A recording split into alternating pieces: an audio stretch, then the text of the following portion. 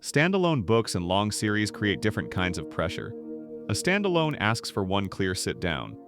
A series asks for a relationship over time. This guide helps you choose the commitment that fits your life right now. Think of it as choosing a container for your reading, not choosing a better story. We will use 4 widely available entry points as reference examples.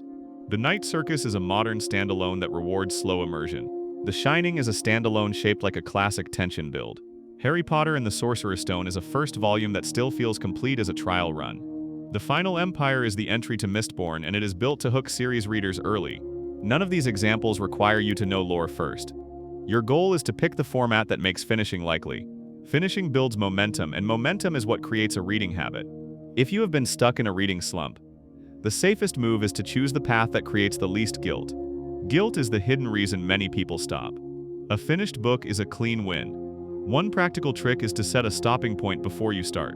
That removes pressure and makes your decision feel reversible. Reversible choices are easier to act on. Most people treat the question as taste, but it is mostly bandwidth. Bandwidth means time, attention, and emotional energy. When bandwidth is low, a long series can feel like homework. When bandwidth is high, a standalone can feel like leaving a world too soon. Use 3 quick checks. First, count how many reading sessions you can realistically give this month. Second, decide whether you want closure soon or you want a slow build. Third, notice whether you enjoy remembering names, places, and rules between sessions. If you want fast closure, lean standalone. If you want long attachment, lean series. If you are unsure, pick the option that reduces friction. A low-friction start is how you avoid buying books that sit on the shelf. Also consider format. Audiobooks can make long series easier because you can progress during commutes. Print can make standalones feel more deliberate and contained. One practical trick is to set a stopping point before you start. That removes pressure and makes your decision feel reversible. Reversible choices are easier to act on. Here is the core trade-off in one sentence. Standalones optimize for payoff per hour. Series optimize for attachment and depth over many hours. A standalone can be intense because everything must land in one volume. A series can be gentle because it has room to breathe. Neither is better. They solve different reader needs. If you are rebuilding your reading stamina, a standalone can feel safer. If you are chasing comfort, a series can feel safer. Notice how the same person can need different formats at different times. You are allowed to treat reading like a tool that changes with your season. One practical trick is to set a stopping point before you start. That removes pressure and makes your decision feel reversible. Reversible choices are easier to act on. One practical trick is to set a stopping point before you start. That removes pressure and makes your decision feel reversible. Reversible choices are easier to act on. The Night Circus, Erin Morgenstern. This is a dreamy, atmospheric fantasy that reads like walking through a candlelit fairground where each chapter is designed to feel vivid and slow. Choose a standalone like this if you want immersion without the mental load of tracking a long cast across many volumes.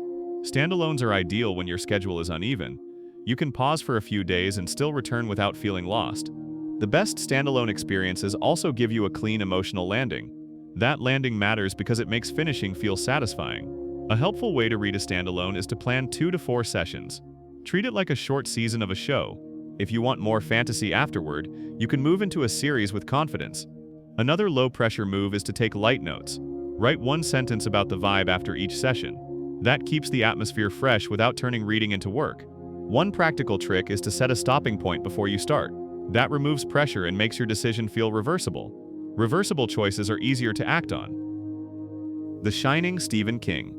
This is a classic horror novel with a steady, grounded voice that turns everyday spaces into places that feel tense and watchful without rushing. Standalone horror works well when you want a strong mood and a clear finish. You do not need a franchise map. You do not need to remember earlier volumes. The reading experience is about pacing and tone. That makes it a good test of whether you enjoy darker material in book form. If you discover you like the style, you can explore more by the author later. If you discover you do not, you still finish one complete story and move on. That is the standalone advantage. It gives you information about your taste without trapping you in a long commitment.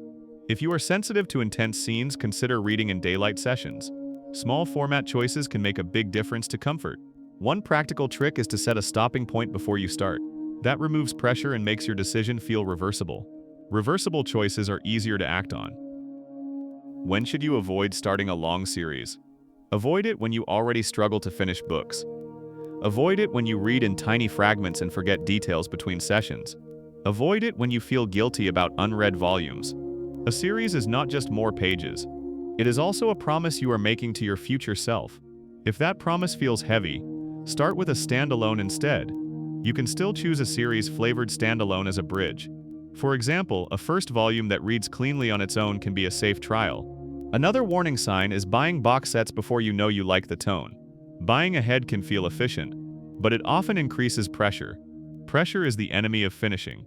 One practical trick is to set a stopping point before you start. That removes pressure and makes your decision feel reversible. Reversible choices are easier to act on. Harry Potter and the Sorcerer's Stone, J.K. Rowling.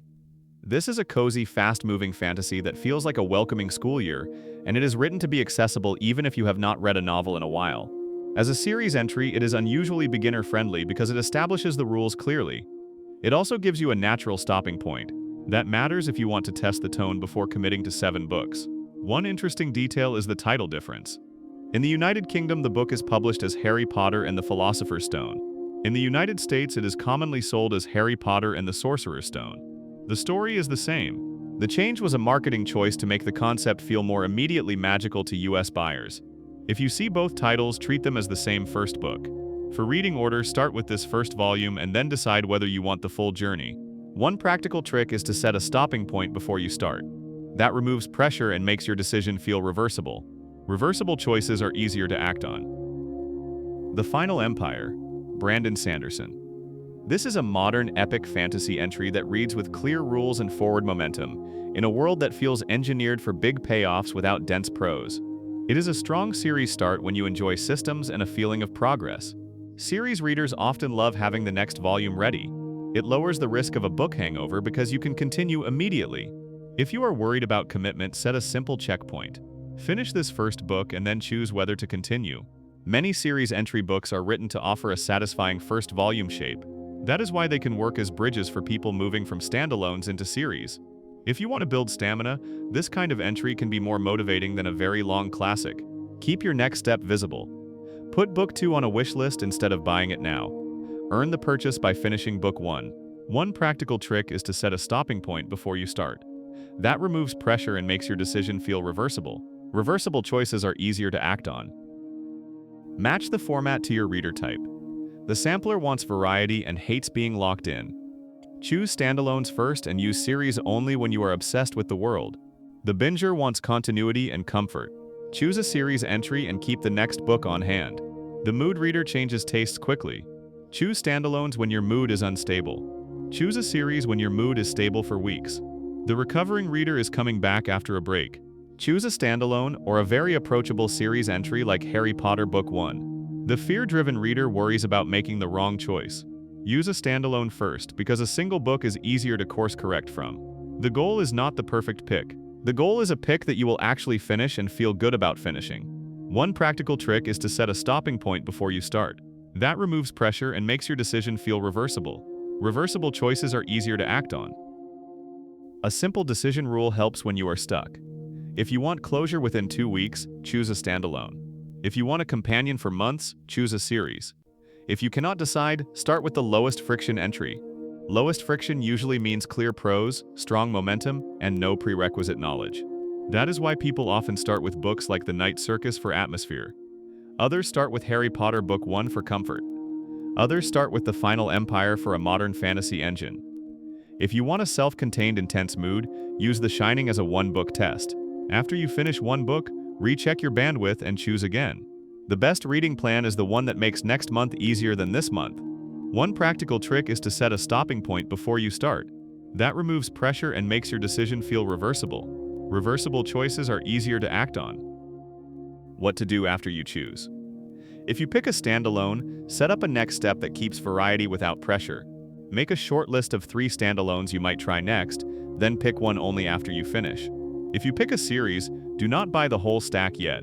Buy book 1, then earn book 2 by finishing book 1. This keeps motivation clean and reduces shelf guilt. Use the same approach for Mistborn and for Harry Potter. If you want a darker one-off mood, use The Shining as a contained test. If you want a softer immersive mood, use The Night Circus as a contained test. If you want the full framework with examples and checkpoints, watch the long video on the channel. Decide the commitment first, then the book becomes an easy choice. One practical trick is to set a stopping point before you start. That removes pressure and makes your decision feel reversible. Reversible choices are easier to act on.